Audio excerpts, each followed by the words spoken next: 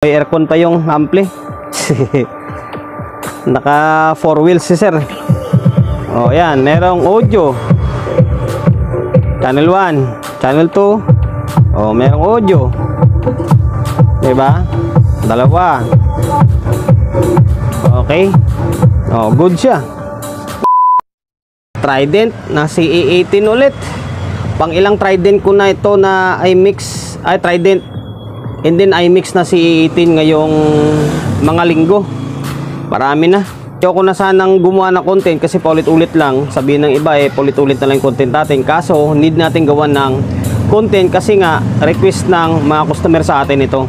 Kaya sila nagdadala ng unit dito kasi gusto nila makita kung paano gawin yung unit nila, di ba? Tayo rin naman, paano para may content din tayo kahit na umay na kayo. Pasensya na. Ayan, yung may-ari nito ay si Sir ng taga Sangandaan. Shoutout sir shoutout. Maraming salamat sa pagkakatiwala mo ng unit dito sa akin. Dalawa din nila. Si 18 and then yung Crown na SG 600 yata yun. Ayan. Ito ang sabi, wala daw audio yung kabilang side or kabilang channel. Although, nung nag-test ako, meron naman siyang audio. Pero, sabi ni sir, ikaw na bahala. Yan din pinaka most requested sa atin, pinapa-fix bias sa atin. Pinapa-fix bias yung unit na ito. Okay, ito na naman. Alam ko umay na kayo dahil, and then di lang umay, kabisado nyo na kung paano yung proseso sa paggawa natin dito, lalo sa pag-fix bias. Pero bago yan, pakita ko muna sa inyo or parinig ko muna sa inyo na may audio na siya. May audio siya na kabilaan channel. Nakakabit na speaker to dito, tapos audio input, naka stereo mode. Okay. Good, so wala siyang kailaw-ilaw. Indikasyon na normal ito. Yan, amoy aircon pa yung ampli. Naka 4 wheels si sir. Oh, yan, merong audio. Channel 1, channel 2. Oh, merong audio. 'Di ba? Dalawa. Okay. Oh, good siya. Ngayon, ang gagawin natin, dahil nga request sa atin, yung ipipix na lang ito, di-fix bias natin. So ngayon, tatanggalin ko lang muna yung takip para diretso na tayo, mabilis lang yung video natin. Tatanggal ko na yung takip, and then pahaging ko muna sa inyo yung laman loob. Sa mga hindi pa nakakita ng Trident na CE18, ayan, yung supply niyan ay okay, 78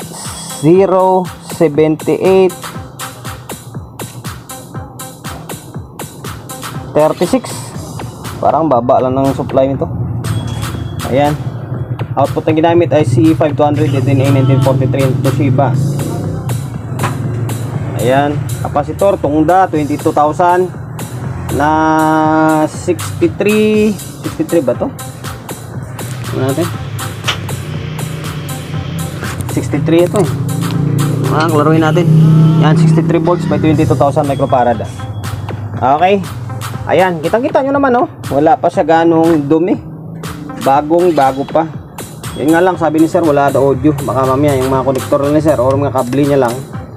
Although, pinapa-fix bias sa atin. Ngayon, banatan na natin to. Baklasin ko muna yung channel 1. Ito na yung ulit natin. 2K. Ayan, 2K nalagay ko. Yan, SMD yung ibang mga parts. Sukat tayo.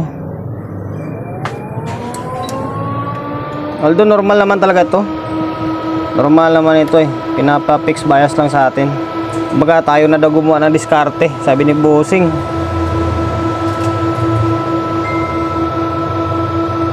Baliktad eh.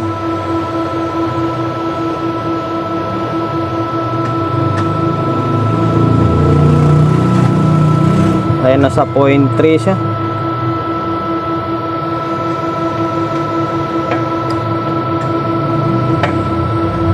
Okay. Okay na yan. Pwede nyo pa ibaba yan kung gusto nyo ibaba. Pero sa akin, goods na yan yung ganyan. Medyo malinaw yung tunog. Yung halos magpo 0.3 lang siya. Ngayon, isabay natin yung kabila para mabilis yung video natin. Kung ano yung bias na ginamit dito, ayun yung gagamitin natin dito. Okay? Nabaklas, and then nabaklas ko na ulit. Tanggal ko na yung trimmer ba, tapos nakapag-fix bias na ako. Ito okay. Yan, bali okay yung ginamit natin na resistor. Same lang din sa may isa. Ayun o. Yan. Okay, ano pa bang gagawin natin dito? Balik na natin kasi ito lang naman yung mission natin eh. May audio naman siya. Yung pinapa-fix bias na lang sa atin. O ayan. Ayan, balik ko to. Tapos audio test ulit tayo. Mabilis yung vlog lang ah. Ay, balik ko na yung dalawang board. Ayan. Ay, pinix natin oh. Ayan. Focus ka. Ayan. Tapos ito yung isa oh. Okay. Kanina pa nakakabit pa rin tong speaker and then audio source natin.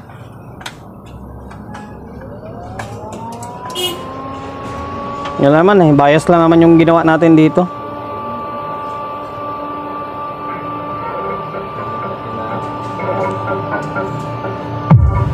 Solid na tunog.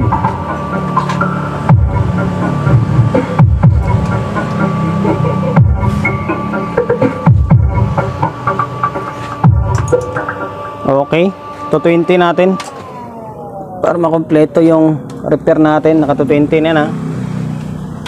Lala ka dyan.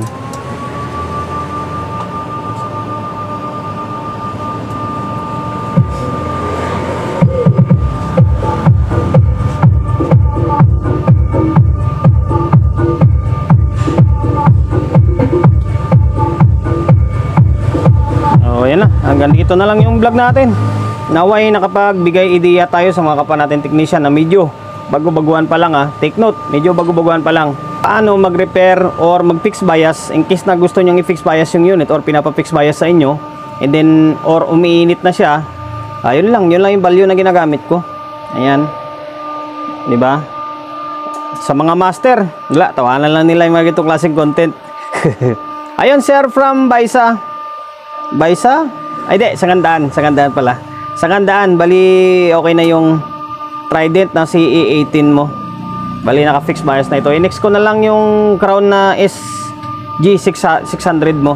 Maraming salamat sir sa kakatiwala mo ng unit mo rito sa akin Promotion, bago tayo magtapos, syempre shop natin always on the go na, 24/7.